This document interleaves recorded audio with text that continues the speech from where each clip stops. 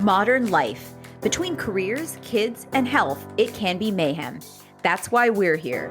I'm Dr. Lisa Varghese Kroll. And I'm Dr. Lanre Falusi. We're physicians, moms, and longtime friends who break it all down for you. Wondering how to juggle all the balls and still stay sane? Looking for advice but don't want to be overwhelmed? Curious about how to make the most out of life for your family but enjoy it at the same time? You're in the right place. Welcome to Health and Home with the Hippocratic hosts. On this episode, we're talking about coronavirus and kids. What's the latest data on how kids are affected by COVID-19? How can we support kids emotionally during this ongoing pandemic? And we go beyond the headlines to dive into the topic of school reopening. Hey, Lanre, how are you?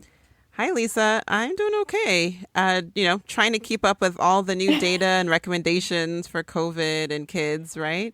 Right. Which is a full-time job. It really is, literally is. But that's why I'm so glad we're doing this episode. Agreed. And, it's so important and we have a lot of stuff we want to talk about. So let's just jump into it. So when it comes to COVID and kids, what do the numbers look like right now? Well, in the United States, as of mid-July, about 250,000 children have tested positive for COVID-19, making up about 8% of cases in the country. And hospitalizations and deaths from COVID-19 are thankfully very uncommon in children, though, of course, each one that happens is tragic. And you may have heard of a new condition that's been labeled MIS-C, pronounced MIS-C, or multisystem inflammatory syndrome in children. And it's rare but serious and involves inflammation of multiple organs, usually 2 to 4 weeks after becoming infected with coronavirus. There is still a lot that's unknown about MIS-C, but what we do know is that it can present in a number of ways.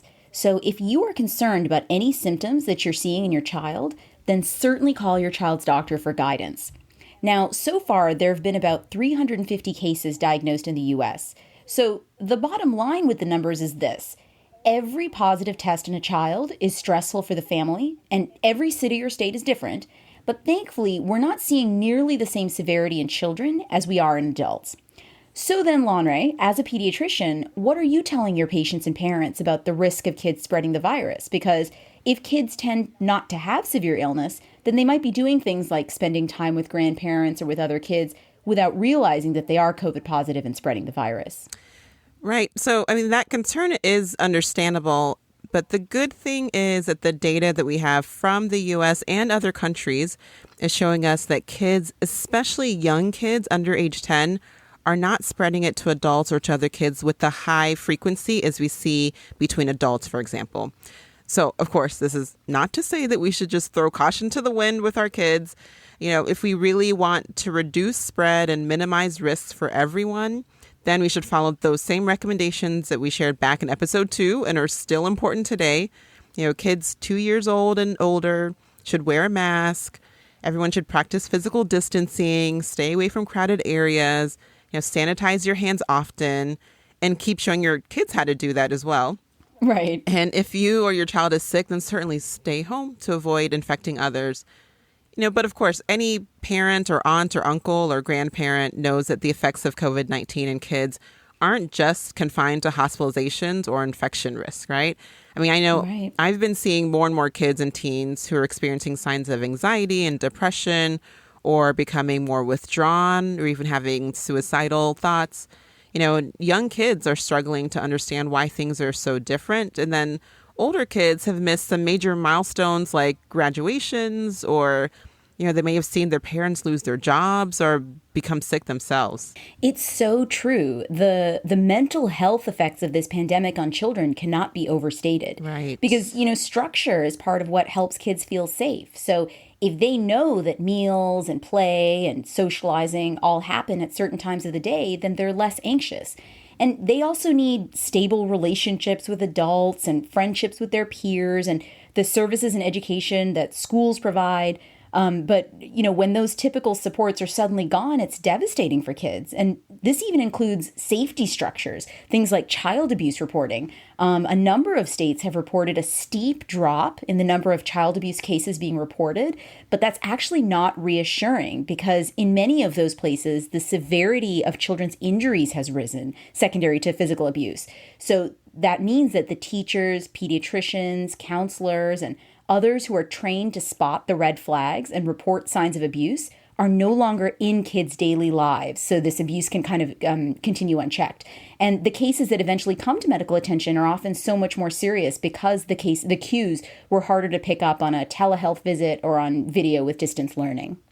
It is really frightening. And I know that many of us who care for children, whether they're our own kids or our patients or our students or our family members, we're all worried that these traumatic experiences will have lifelong consequences for them. Absolutely. Yeah, but there is a lot that we can do to support kids as we all navigate these difficult and unprecedented times. First, let's remember that, kids take cues from their parents and the other adults around them. Even that teenager who you probably think stopped listening to you ages ago, right? They're actually listening more than you think. Remind them that things are tough, but doctors and scientists are working hard to try to keep people healthy, to create a vaccine, and to find treatments for COVID. Right. And, secondly, try to maintain some type of routine. Like we were saying, this is always good advice, but it is so much more difficult now that the work-home lines are completely blurred if you're working from home. And for essential workers, it's really tough to let go of the work stress when you do get home. But even if you just focus on routines at bedtime and meal times, that alone provides some structure and security to kids. I know for my family, that definitely means a schedule, even during the summer. I've learned that my kids just do so much better with a general schedule during the day. Meal times, chore times, times for summer work or screen time or outdoor time. And it's got to be heavily supplemented by a personalized list of things to do when I am bored so that mom doesn't lose her mind from hearing I'm bored 87 times a day. Right. Maybe it only goes down to 85 times a day, but still, that's a win. Those are the good days, 85 times. Right. You can handle that. Yeah. Yeah. And then third, the third way to kind of help your kids emotionally through this time, let them know that their feelings, whether that's fear or grief or anxiety, those feelings are normal. These are, again, times that no one else has been through in recent history. So true, yeah. Yeah, absolutely no one has had to endure what we have all endured over the past 5 months with all of the changes. So there's no rule book for how we should respond. So encourage them to talk out their feelings with you. And maybe even it might mean that they have to, talk with a child psychologist or a psychiatrist or a therapist, especially if those feelings are getting in the way of being able to focus or to do daily activities or to maintain relationships. The good thing is, there's so much more telemedicine happening these days. So You may be able to find telemedicine options for mental health care. So, definitely we encourage you to talk to your child's doctor if you're concerned. And of course, again, there's so much more, like getting adequate sleep and exercise and nutrition and limiting social media intake and taking time out for your own self as a parent. And we have an upcoming episode on self-care where we will do a deep dive into those recommendations as well. Right. So stay tuned for that.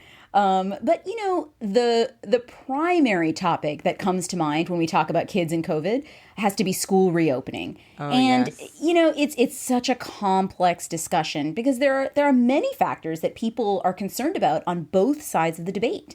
And the most obvious is the viral risks to kids and teachers and communities. Will opening schools allow the virus to spread among kids who then spread it to teachers and bring it home to parents and elderly or immunocompromised family members?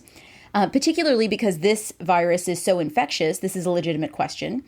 Another concern is the absence of long-term data on viral expression. As a species, at the time of this recording, we've only known about this virus for 7 months. So we will not know for a generation what the long-term effects are of this disease or whether the virus will lay dormant in human bodies even after the person has apparently recovered, only to become active again later in life.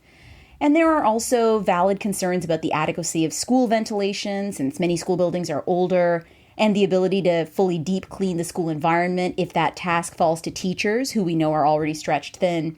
And there are concerns about how well staff will be able to enforce kids keeping masks on and following social distancing protocols. And socialization is another big concern for parents, whether kids on campus will have adequate social interactions in the environment of social distancing when they won't be able to be in close proximity to each other or share toys or equipment. And conversely, whether kids who are distance learning will suffer long-term effects from the absence of socialization. And then there are educational concerns about whether distance learning for long periods of time can really make up for the absence of in-person learning, especially for younger children. Another serious issue is that distance learning can exacerbate existing inequities because of unequal access to Wi-Fi and devices across class lines. So if lower income children are already struggling because of under-resourced schools, how much worse will things be if they now have no school and no internet service at home to even keep up virtually? And additionally, as we've all either heard or personally experienced, distance learning is incredibly challenging for working parents who either can't physically be at home or who, even if they are teleworking from home, need to actually work and can't supervise or teach their kids all day. I mean, if it was possible to work from home and teach your kids and do both well, there would be no need for schools at all. Absolutely, right. So it's no wonder it's an impossible task. And finally, distance learning can deprive kids for whom school is a source of food or safety from abuse, as we talked about, and kids who need special education services that are best received in person. So bottom line, school is so much more than education, and getting access to quality and safe education and nutrition and socialization and other services, it's complicated. So true. It is so complicated. And, every family, every community has to make their own decisions, based on all of those factors. And to help with that, you all may have seen the guidance from the American Academy of Pediatrics, which states, and I'm quoting here, the AAP strongly advocates that all policy considerations for the coming school year should start with a goal of having students physically present in school. And that guidance has several recommendations on steps that schools and parents can take to do this as safely as possible. And this guidance and other statements that have come out are also clear that it's, again, not a one-size-fits-all approach. Right. I think that's so important. So important. And communities with significant outbreaks may not be able to open right away or for months even. And physically going to school may be too risky for children with certain medical conditions. The CDC recently came out with new guidelines that in some parts are a little bit more liberal about reopening, but they have created a graphic to help schools determine if it's safe to reopen. And if you're curious about what school districts around the country are doing around reopening in person versus distance learning, a lot of state departments of education in the United States have their own online trackers. Johns Hopkins University also has an initiative called Equity School Plus that tracks and analyzes school reopening plans from each U.S. state, and we'll add that link to the show notes. So those can be really helpful resources, but we know that the question on everyone's mind really is, what can you do as a parent when you want to keep your child healthy and don't want to inadvertently bring a potentially deadly virus into your home? And yet distance learning has its own risks and its own challenges with kids who struggle to learn that way or feel isolated or miss out on services. And there really is no great option for kids, parents, and teachers. So given that, here's our perspective. Our perspective is that reasonable people can make different choices. The ideal situation is for parents to have options, distance learning or in person, where it is safe. Exactly. But as we know, unfortunately, it's the more privileged families who have a choice. Typically, it's private schools that are more likely to offer options for either in-person or distance learning, where public schools may not be able to provide both. And, we're also seeing families come up with other ways to augment their child's distance learning by hiring private tutors. Some families are forming pods or micro schools where maybe 3 or 4 families come together in one home each day with a paid private teacher, either for homeschooling or to help supervise distance learning. And we know that all parents are trying to do the best for their children. Absolutely. But we're all just trying our best, right, to survive. But we are also really concerned about what this means for those kids whose parents don't have a choice. And a parent has to maybe leave their job, to help her elementary school child with distance learning, or a kid whose parents can't afford private tutors. And yet that same student has to compete with classmates who have more resources. Right. And unfortunately, children in poverty and in communities of color, particularly Black, Latino, and Indigenous children, have disproportionately suffered after schools closed. And then the paradox is, yet if schools reopen, those same communities are also at highest risk of becoming sicker with COVID, just due to years of institutional racism and other systemic issues, even within our own healthcare system. So with all of that, what's our advice? First, let's just not shame one another for making decisions when we're all in an impossible situation. But also consider how your decisions may actually worsen the inequities that already exist in our school systems. Maybe can your pod be inclusive of a child who otherwise could not afford a private teacher? Or are there ways to support schools who will be struggling even more when some parents pull the resources out? So we'll provide some ideas in just a moment in our Hack of the Week. Absolutely. And, how do we keep our kids safe in either scenario? Well, if they're back in school in person, make sure to look for communication from the school district about their strategy.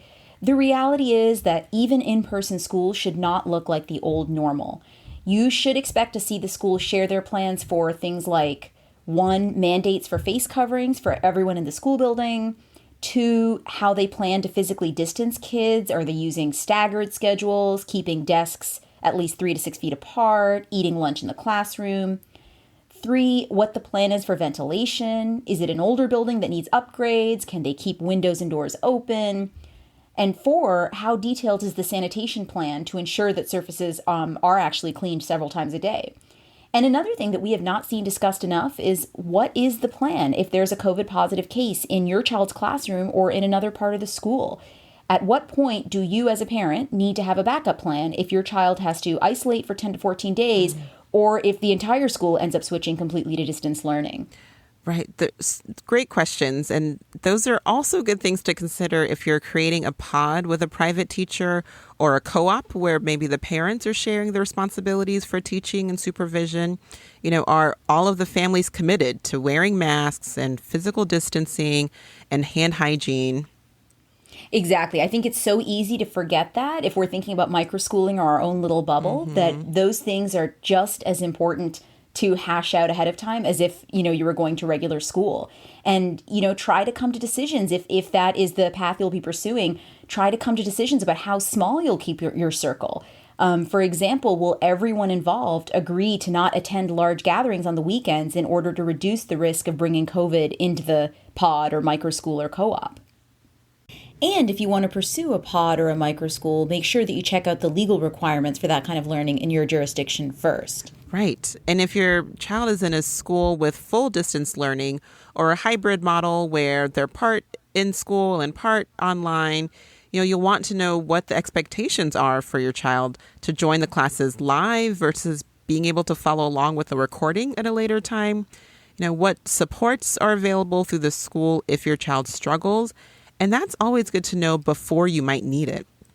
And if you can't walk into the school and talk to the guidance counselor, then what are your options for communicating your concerns? You should also expect to see a plan that includes how the school will provide those services we mentioned earlier. How will kids receive special education services or mental health therapy that they typically received in school? Or for kids who depend on school for nutrition, is there meal pickup at convenient times and places?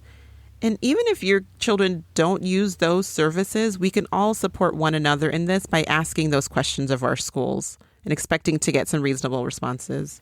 That is so true. I think that is such a key point. If anything, events over the past few months have shown us that we really all need to speak up for inequities, whether they affect us or not. It's kind of the only way to bring about large-scale change. So where do we go from here? Well, many other countries were able to safely reopen schools because their national policies enabled them to get COVID under better control. So that's why we see health professionals in the U.S. encouraging mask wearing and advocating for more testing, contact tracing, and other public health measures. All of that is an effort to control COVID as part of any school reopening plan. And we also need to continue pushing for better funding for schools, even after this is over. And we need to seriously be rethinking how schools are funded. When we know that decades of segregationist policies have determined where certain people can live in this country, does it still make sense that schools are funded largely by property taxes? Ultimately, it's so important for us not to vilify school systems that feel that they need to close for safety. but rather to support all schools. 100%. Yep. And ultimately, the takeaway that we want to emphasize is that whatever parents decide for their own children, we must think about how that decision will impact those around us. So will on-campus learning increase the risk of viral spread? Will distance learning take away resources from those who need it the most? And then, depending on whatever your choice is or whatever options are available to you, then look for ways that you can mitigate those effects.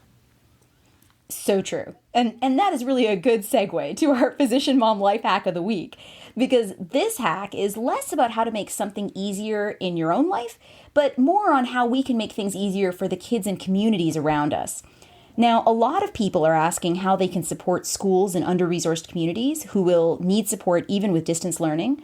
So our advice is first to check with the local school districts in your town or state. Many of them have set up websites for donations of money or supplies. And you can also search for a specific county or school or teacher on websites like adoptaclassroom.org or donorschoose.org. And we'll put those links in the show notes. And as we say in our podcast tagline, there really is an unbreakable thread that connects us all. And if we want this country and this world to be a better place, we must invest in children. While we advocate for that on the policy level, let's also do what we can on a personal level.